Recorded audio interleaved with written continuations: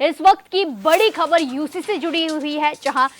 UCC के खिलाफ एक और याचिका मुस्लिम पर्सनल लॉ बोर्ड की तरफ से हाईकोर्ट पहुंच गई है। यूसीसी के खिलाफ एक और याचिका दायर की गई है। मुस्लिम पर्सनल लॉ बोर्ड भी हाईकोर्ट पहुंचा है। यूसीसी को बताया शरिया कानून के खिलाफ मुस्लिम पर्सनल लॉ बोर्ड की दलील पर याचिका दायर की गई है। 1 अप्रैल को होगी सभी याचिकाओं की सुनवाई। हाईकोर्ट में सरकार रखेगी अपना पक्ष। ये बड़ी खबर आपको बता रहे हैं, जहां यूसीसी को लेकर एक और याचिका हाईकोर्ट में पहुंच चुकी है। हाईकोर्ट में सरकार अपना पक्ष रखेगी और याचिकाओं पर सुनवाई की जाएगी। ये बड़ी खबर आपको बता रहे हैं, जहां यूसीसी के खिलाफ एक और याचिका दायर की जा चुकी है और याचिका मुस्लिम पर्सनल लॉ बोर्ड की तरफ से हाईकोर्ट में पहुंची है। ये बड़ी खबर आपको बताई जा रही है। यूसीसी को शरिया कानून के खिलाफ बताया गया है।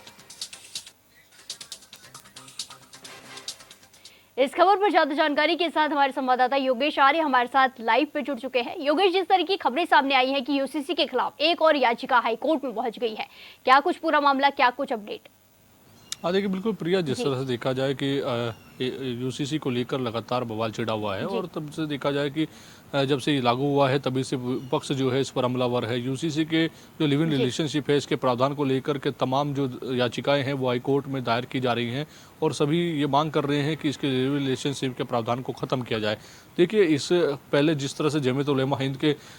ओर से जो है कपिल सिब्बल ने एक याचिका दायर की थी हाईकोर्ट में, उसी के बाद अब जो है all India Muslim personal law के द्वारा भी एक याचिका जो है वो दायर की गई है और इसकी जानकारी उन्होंने अपने फेसबुक अकाउंट से दी है कि हमने एक याचिका दायर की है और इसमें दायर याचिका में हमारी जो दलील है उस पर सुनवाई करते हुए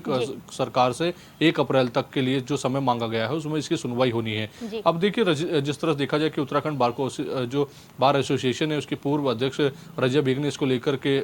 अपील डाली है, याचिका दायर की है। उन्होंने कहा है कि जो शरिया कानून है उसके खिलाफ यूसीसी लाया गया है, उसमें कहीं ना कहीं जो लिविंग रिलेशनशिप का प्रावधान है वो उस शरिया कानून के खिलाफ है। उसमें जिस तरह के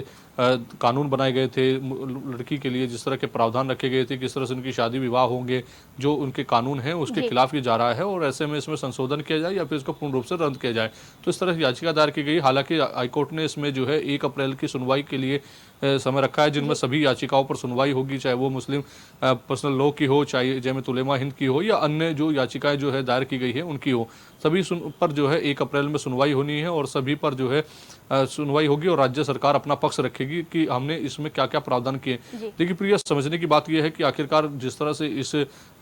यूसीसी के प्रावधान में ये लिव इन रिलेशनशिप लाया गया है और लिव इन रिलेशनशिप जो है उसको जो है ये प्रावधान इसलिए रखा गया है ताकि जो लिव इन रिलेशनशिप में युवक और युवती रह रही हैं उनकी जानकारी सरकार को हो और सरकार भी ये चाहती है कि आखिरकार जो है जिस तरह की घटनाएं पहले हुई हैं, जैसे हाल ही में मुख्यमंत्री पुष्कर सिंह धामी ने इसके कहा भी था कि इसको लेकर के लगातार जो है विपक्ष हंगामा कर रहा है, लेकिन हम ये चाहते हैं कि कौन लिव इन रिलेशनशिप में रह रहा है उसकी जानकारी हमें हो, माता पिता को, ताकि दिल्ली में जिस तरह से श्रद्धा कांड हुआ था इस तरह की घटनाएं सामने ना। उन्होंने उस श्रद्धा कांड का हवाला भी दिया था। तो देखिए, बिल्कुल निश्चित तौर पर जो है सरकार चाहती है कि जानकारी रहे। अभी तक हालांकि एक ही जोड़े को जो है इसमें साथ रहने की अनुमति मिली है, रजिस्ट्रेशन हो पाया है उनका। अभी जो है और जो रजिस्ट्रेशन के लिए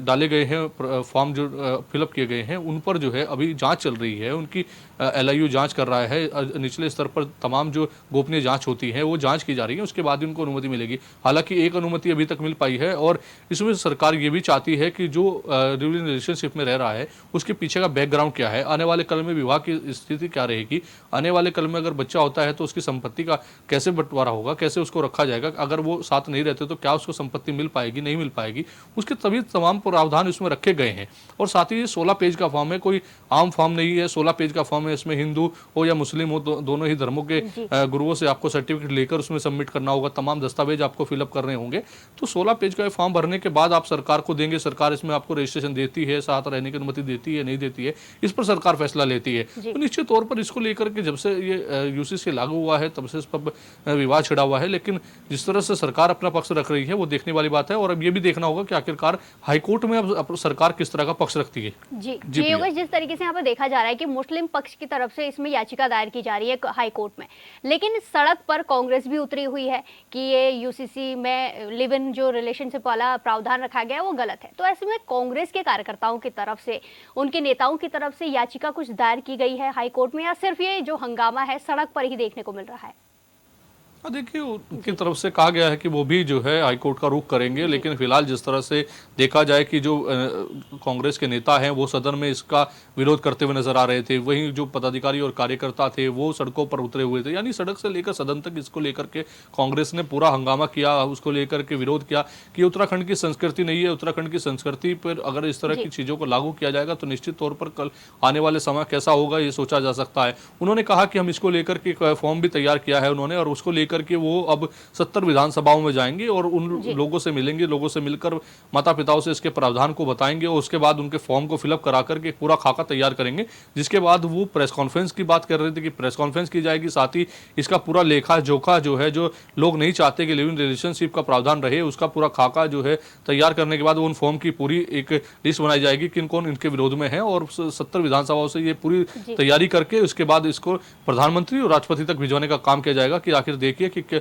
ये लोग हैं जो इसके खिलाफ है। और साथ ही उन्होंने कहा कि हम तभी हाईकोर्ट जाएंगे जब इसका पूरा खाका हम तैयार कर लेंगे कि कितने लोग इसके विरोध में हैं। हालांकि देखा जाए तो जमीयत उलेमा हिंद ने अभी याचिका दायर की थी, उनकी ओर से कपिल सिब्बल जो कि वरिष्ठ अधिवक्ता है, कांग्रेस के वरिष्ठ नेता है, तो उन्होंने जो है इसको लेकर के याचिका दायर की थी जमीयत उलेमा हिंद की तरफ से, कि जिसमें कहा गया था कि यूसीसी का लिविंग रिलेशनशिप का प्रावधान बहुत गलत है, ये सही नहीं है, ये आने वाले कल में जो है युवक युवतियों के और भविष्य को कहीं ना कहीं जो है गजर में डाल देगा। तो निश्चित तौर पर अब मुस्लिम पर्सनल लॉ ने भी इसको लेकर के अब एक प्रावधान को लेकर के याचिका दायर की है, और अब देखना यह है कि 1 अप्रैल में जिस तरह से याचिका पर सुनवाई की जाएगी, उस याचिका की सुनवाई के दौरान राज्य सरकार किस तरह का पक्ष रखती है, और राज्य सरकार जब अपना पक्ष रखेगी तो उस पर सुनवाई होने के बाद किस तरह का फैसला यूसीसी के लिव इन रिलेशनशिप के प्रावधान को लेकर आता है। जी धन्यवाद योगेश हमारे साथ जानकारी साझा करने के लिए।